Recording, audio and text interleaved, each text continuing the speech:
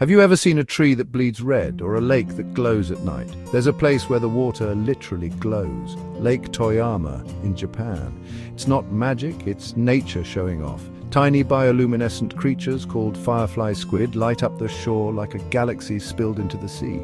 And if you walk through Colombia's Cano Cristales, you'll see a river so colorful it's called the liquid rainbow. No filters, no edits, just nature being wild, weird, and unbelievably beautiful. Kinda makes you want to go outside, huh? Credits narration by narrator's name, script by writer's name, produced by producer's name.